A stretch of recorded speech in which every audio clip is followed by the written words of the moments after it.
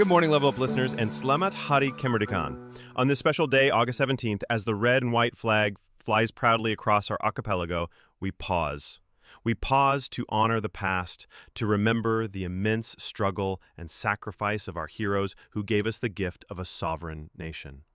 Today, on this day of reflection, we're asking something deeper. What does Merdeka truly mean for you? Today, we're getting into Merdeka, that powerful idea of independence. Our sources look at how it's gone from, a national declaration to something really personal, especially thinking about August 17th. So our mission, figure out what Merdeka really means for your life right now in 2025. Yeah, and what's really fascinating, I think, is how that historical fight, the one for a sovereign nation, was actually seen by founders like Sukarno as like a golden bridge. Golden bridge. Exactly. Not the end goal itself, but, the essential starting point for getting to a deeper, more personal kind of freedom and, prosperity. That golden bridge idea, that's powerful. So, okay, if national independence was the bridge, what's waiting for us on the other side now? Well, think back. Decades ago, Sukarno's declaration, it was about breaking very real, visible chains, right? External forces. That Samangat 45, the spirit of 45, that was all about pride, about governing our own land. But here's where it gets really interesting today. The battlefield shifted. Totally. It's moved. The Musuh Tak Kasat Mata, literally, the invisible enemies, they're now trying to, colonize our minds, our futures. Right. Things like, we're talking about those quiet pressures, modern life stuff, financial stress, worrying about what others think, that nagging self-doubt. Yeah. So our Perquangan, our struggle now, it's about taking that same fiery 1945 spirit and aiming it at these new internal battles. It's about deliberately building your own mental forts or economic strongholds.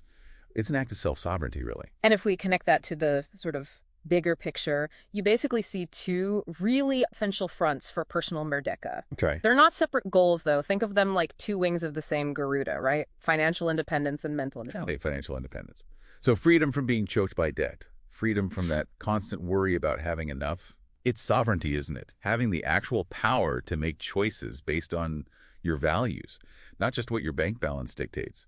Sukarno talked about fighting for an economy that is independent.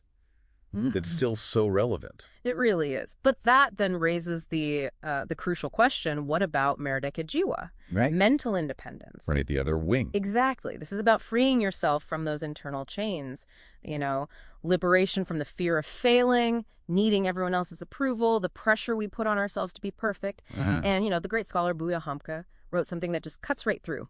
Kalau hidup sekadar hidup, babi di hutan juga hidup. Kalau bekerja sekadar bekerja sekadar juga bekerja. Wow. Can you translate that roughly? Yeah, it's basically, if living is just about living, pigs in the forest also live. If working is just about working, monkeys also work. Oof, that hits hard. It does. It's a reminder that a truly independent life needs, purpose, actual thought, a free soul.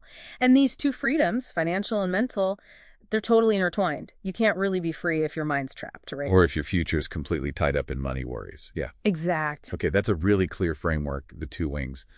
But let's bring it even closer to home for everyone listening. If Merdeka is this personal journey, like you're saying, how do we actually live it? How does this historical fight translate into your day-to-day life, your goals, your specific struggles? Precisely. I mean, think about someone like Sultan Syahrir.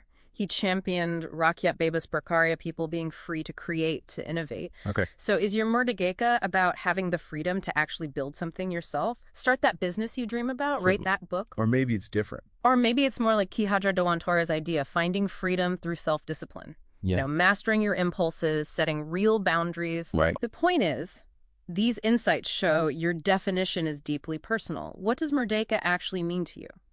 Just figuring that out, defining it, that's your first real step towards getting there. So that spirit of August 17th, it isn't just some historical artifact. It's meant to be like a living fire inside us every single day. Yeah. It's the courage we need to face our own modern challenges with that same fierce determination our ancestors had. Absolutely. And maybe the best way, the greatest way, really, to honor the heroes who fought for the nation's freedom is to live a life that is truly free. Free from debt. Free from fear. Free to create. Free to love, and ultimately free to become the absolute best version of yourself. That is your personal declaration of independence. That's your Merdeka. So thinking about all this, Yeah. what's just one small thing, one step you can take, maybe even today, to move a little closer to your own personal definition of Merdeka? Something to think about.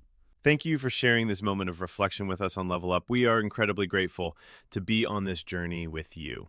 We'll be back next week with a new theme to continue our path of growth. Until then, from all of us here, Dirgahayu Republik Indonesia. Stay free and keep leveling up.